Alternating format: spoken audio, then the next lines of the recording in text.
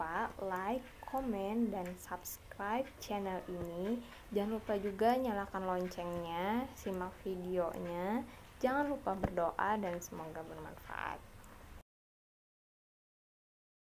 Baik, materi pada hari ini kita masuk ke bab 2, yaitu tentang teks eksplanasi, tepatnya mengidentifikasi informasi dalam teks eksplanasi. Nah, setelah mempelajari materi ini, kamu diharapkan mampu memahami informasi berupa pengetahuan dan urutan kejadian dalam teks eksplanasi, juga menemukan gagasan umum dan fakta penting dalam teks tersebut. Nah, sekarang kita masuk ke materi utama. Oke, sebelumnya kita bahas dulu apa itu teks eksplanasi.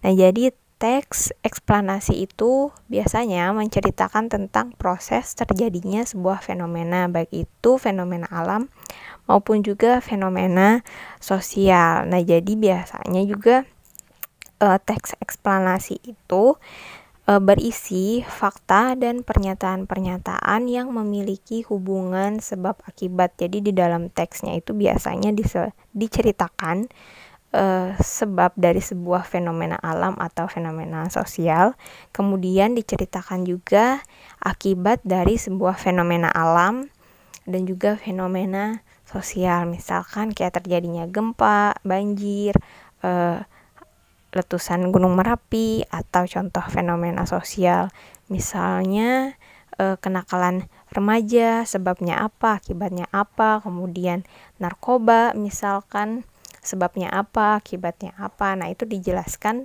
dalam teks eksplanasi. Oke, kita lanjut ke slide berikutnya. Nah, seperti yang saya sebutkan tadi, di dalam teks eksplanasi itu berisi sebab akibat. Jadi pasti seperti itu adalah ciri utama. Kemudian kita masuk ke slide berikutnya. Nah, ini adalah contoh teks eksplanasi tentang anemia. Nah, bisa dibaca di slide-nya. Kalau memang sudah terkena anemia, jenis-jenis asupan alamiah seperti dari makanan sudah tak praktis lagi. Ini disebabkan makanan berzat besi perlu dikonsumsi dalam jumlah yang banyak, dan itu tak memungkinkan. Makanya asupan zat besi perlu ditambahkan sampai anemianya terkoreksi. Biasanya mereka merasa sehat kembali setelah 1 atau 2 hari berikutnya jika mengonsumsi asupan zat besi. Namun itu menghilangkan gejalanya saja, padahal penyakitnya masih ada sewaktu-waktu muncul kembali. Oleh karena itu, agar anemia terkoreksi dibutuhkan zat besi yang cukup sebagai cadangan di dalam tubuh. Cadangan zat besi itu berguna untuk mengganti sel darah merah yang hilang. Biasanya asupan itu terus dikonsumsi selama 1-3 bulan sampai anemianya terkoreksi. Nah, ini adalah contoh eksplanasi tentang anemia, di mana di sini ada sebab akibat. Jadi sebab seseorang terkena anemia itu karena kekurangan zat besi. Nah, di sini ada sebab akibat.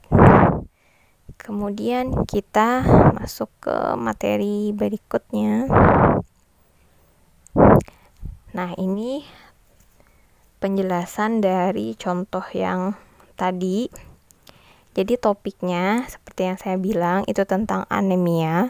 Kemudian sebab yang disebutkan dalam teks tadi itu penderita anemia perlu asupan zat besi. Bukan hanya dari makanan alamiah, tapi juga dari suplemen makanan seperti obat-obatan herbal. Kemudian akibat yang disebutkan di dalam teks tadi, penderita anemia akan merasa sehat kembali setelah 1 atau 2 hari mengkonsumsi asupan zat besi. Nah, ini jadi sebabnya seorang penderita anemia perlu asupan zat besi, dan akibatnya dia harus mengkonsumsi asupan zat besi agar merasa sehat kembali. Nah, terima kasih telah menonton video ini. Semoga bermanfaat. Assalamualaikum warahmatullahi wabarakatuh.